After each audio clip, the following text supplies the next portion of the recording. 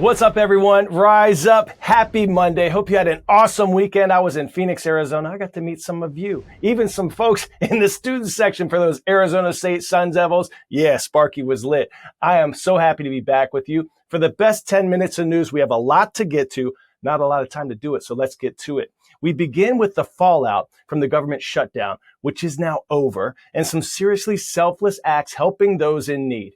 The record 43-day shutdown may have ended last week, but much of the country is still working to get back on track. That includes the nearly 1 in 8 Americans who rely on SNAP benefits, the government food assistance program that helps 42 million people afford groceries. Agricultural Secretary Brooke Rollins says that a majority of enrollees should receive their full benefits by today. But weeks of uncertainty have left some of the country's most vulnerable populations relying on free food pantries to get by.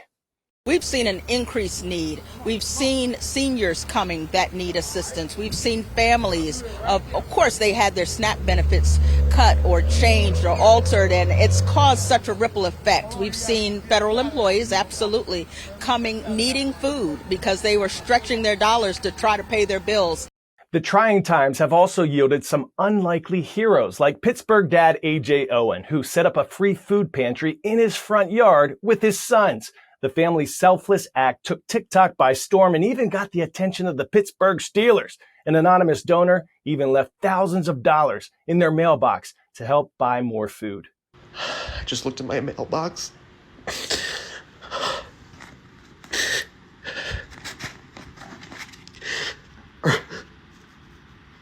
Are you kidding me?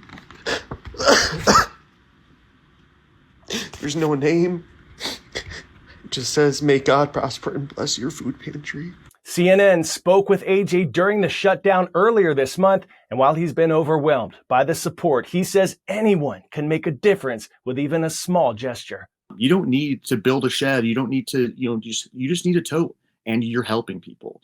It's just been incredible to see the outpouring, quite literally, from all over the world as well. It's just amazing. Every day's new. As long as people need this, as long as people are willing to help, it's going to be out there. Now to some groundbreaking findings about our planet's ocean temperatures.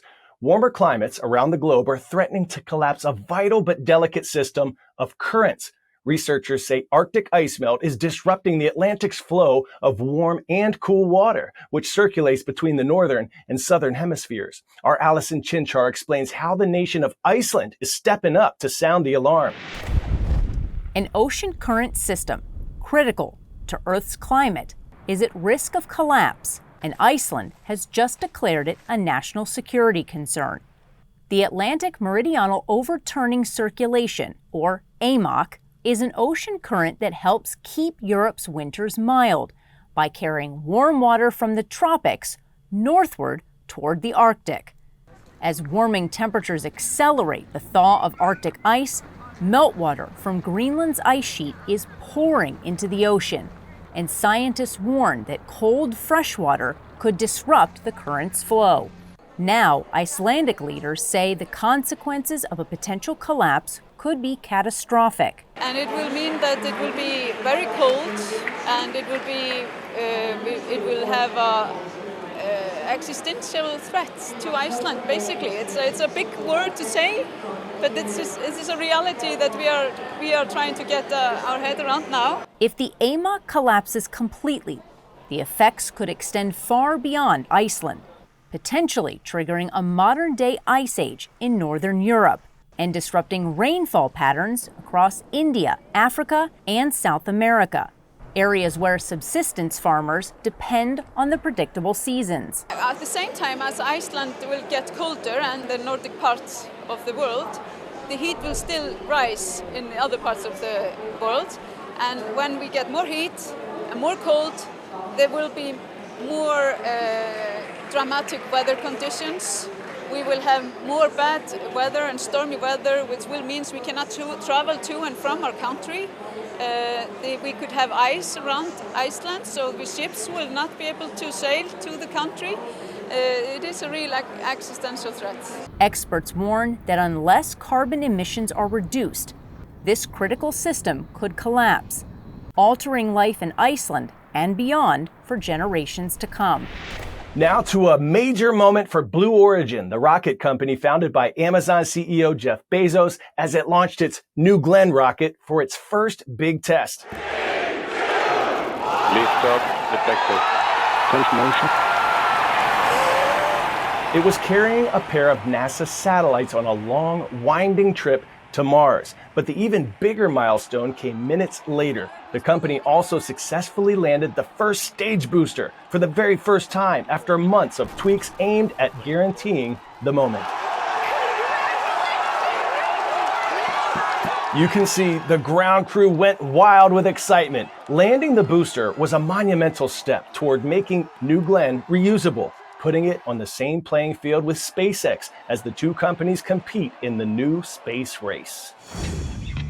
Pop quiz hotshot: Mount Vesuvius erupted in 79 AD. When did archaeologists begin the excavation of the city of Pompeii? 200 AD, 1500s, 1700s, or 1800s? If you said 1700s, ding ding, you're correct. Pompeii was so well preserved because it was buried quickly and completely in ash, which created an airtight protective layer that kept the city almost unchanged for nearly 1,700 years. If you have ever wanted to experience one of history's most famous natural disasters up close, you could now have the chance. A new immersive experience takes you inside the Roman city of Pompeii, which was famously destroyed by an erupting Mount Vesuvius nearly 2,000 years ago. Our Ben Hunt has a closer look. Step back in time to witness the last days of Pompeii, reimagined in a new immersive exhibition in London. The city was famously frozen in place after Mount Vesuvius erupted nearly 2,000 years ago, burying its surroundings in volcanic ash. The volcano is one of the iconic things of the Last Days of Pompeii exhibition, and we built it in the latest cutting-edge 3D technology, so you will be inside our immersive room, being in the moment where the volcano exploded and living, like in first person, what the people of Pompeii should have lived at that time. And while visitors may be familiar with the city's catastrophic end, the exhibit also shows what life might have looked like before the eruption. People can tour a suburban villa with frescoed walls and gardens, recreated by large-scale projection screens and virtual reality, for a glimpse of life in the once thriving city. But some of the most haunting images from Pompeii are the plaster casts of bodies recovered from the archaeological site. The exhibition created replicas of them to put on display. But given the challenges of taking, for example, the recovered bodies, for all the security that these objects had, we opted to display objects from a private collection that would illustrate daily life in the city, and at the same time to create 3D printed replicas of the corpses to understand the history and everything related to Pompeii. With the help of technology, Pompeii is resurrected from its ashen shadows. The exhibition runs in London for 16 weeks.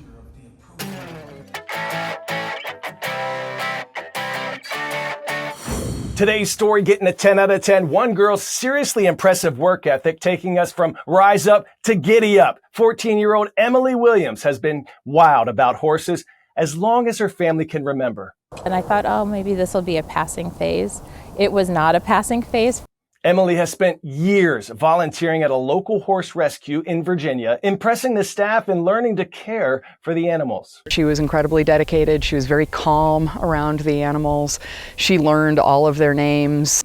And this summer, that dedication paid off. A local nonprofit made Emily's lifelong dream of taking part in the Chincoteague Pony Auction a reality. The century-old Virginia tradition auctions off foals each year to control the wild Chincoteague herd size. This year, Emily was lucky enough to bring home Lainey, a wild foal who now calls the Williams family farm home. Every day I would wake up and is this a dream?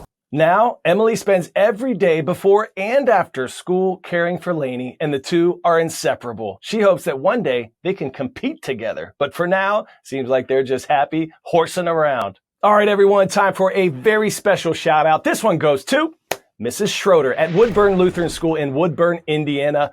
Your students tell us that you are retiring at the end of this school year. So we want to say congratulations and thank you for all the years of molding young minds. Impressive stuff. Thanks to you and all the teachers out there who make us part of your day. We'll do it again tomorrow, shall we? I'm Coy Wire, and we are CNN 10.